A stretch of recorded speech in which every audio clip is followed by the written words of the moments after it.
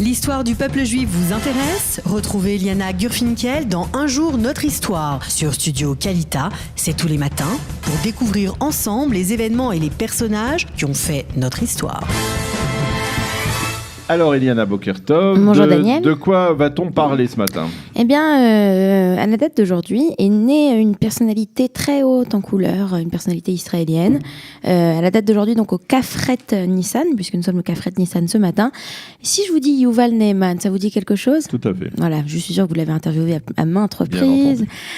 Donc Yuval Ne'eman, qui était, je ne sais même pas par quoi commencer. Est-ce que dire qu'il était d'abord un physicien ou est-ce qu'il était d'abord un scientifique militaire? Est-ce qu'il était d'abord un politique israélien? Est-ce qu'il était d'abord un... C'est le pionnier de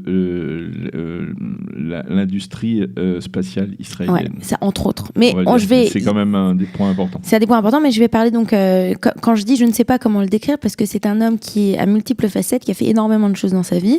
On va le découvrir ensemble ce matin, et c'est la raison pour laquelle il m'est difficile de lui coller une toute simple étiquette. Alors, il est né à Tel Aviv au temps du mandat britannique, donc au Kafret Nissan, le 14 mai 1925. Il a vécu une partie de sa vie en Égypte jusqu'à l'âge de 9 ans, puis il rentre en Israël où il va être diplômé du Gymnasiat Herzliya à l'âge de 15 ans ce qui est tôt, j'aimerais rappeler à tout le monde. Et puis il va aller étudier l'ingénierie mécanique au Technion.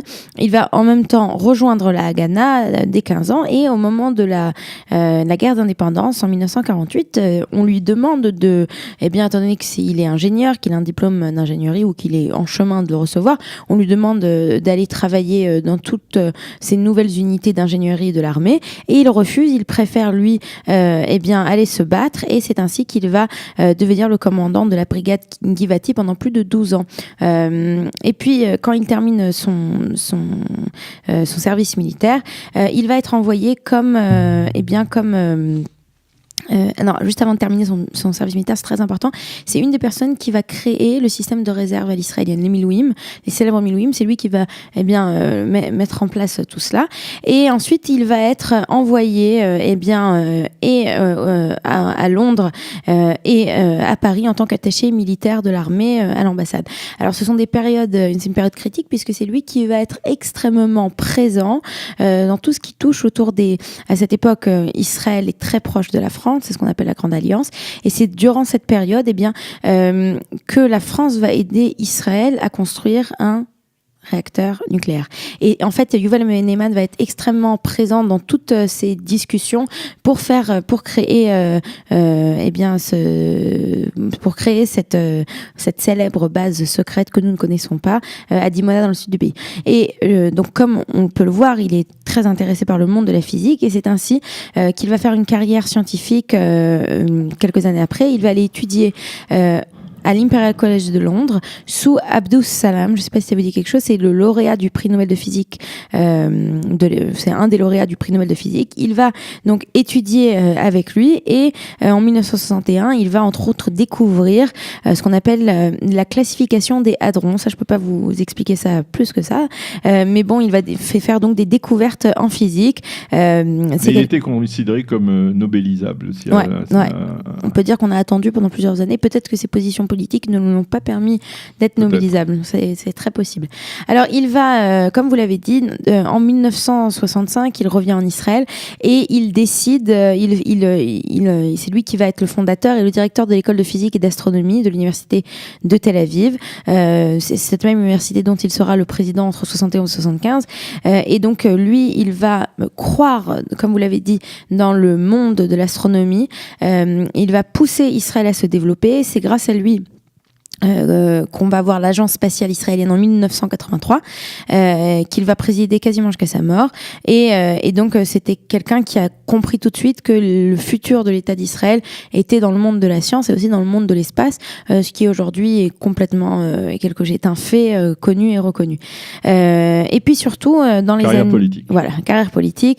À la fin des années 70, il va créer le parti du Tria qui peut être considéré comme un peu plus à droite que le Likoud. Likoud. Et c'est d'ailleurs au moment des élections, donc le parti de Triad et Yuval Ne'eman sont dans le gouvernement, font partie de la coalition plutôt, et lui est ministre, donc le parti de Triad, c'était un parti qui était opposé aux accords de... Alors j'y arrive, et donc comme le parti était opposé aux accords... Non, il n'existait pas avant les accords. Non, il n'existait pas, mais il s'était créé parce qu'il était opposé aux accords de Camp David, et il est sorti du gouvernement et de la coalition quand ils ont considéré que Menachem Begin n'était pas assez à droite à leur sens. Voilà. Et puis, il va donc... Pendant cette période, quand il sera au gouvernement, il sera ministre de la Science et de la Technologie, et donc ce qui lui va, j'ai envie de dire, comme un gant. Et puis aux élections en 1990, aux élections de 88, le Triad ne fait pas partie de la coalition gouvernementale. Yuval Ne'eman va se retirer de politique en janvier 90, et puis voilà. Et en janvier au moment des élections de 92, le Triad ne sera plus du tout, ne passera pas le seuil, et il va se retirer de la vie politique. Il va mourir à l'âge de 80 ans. Le 26 avril 2006, à Tel Aviv, d'une congestion cérébrale aiguë. Enfin, c'est une personnalité, comme vous l'avez dit, dont beaucoup de personnes se souviennent en Israël. Et si je ne me trompe pas, il parlait très bien le français. Parfaitement. Puisqu'il avait, d'abord, il avait été attaché militaire, et aussi parce qu'il avait il avait passé plusieurs années à l'école des hautes études de physique à Paris. Donc, il s'y connaissait. Voilà. Merci beaucoup, Eliana, d'avoir rappelé le souvenir de cette grande figure, on va dire, de la politique et du monde scientifique. En Israël, nous marquons une petite pause, et tout de suite après, on ira un jingle, et tout de suite après la revue de la presse israélienne. Vous aimez l'histoire juive ? Retrouvez Eliana Gurfinkel dans Un jour notre histoire sur Studio Kalita. C'est tous les matins pour découvrir ensemble les événements et les personnages qui ont fait notre histoire.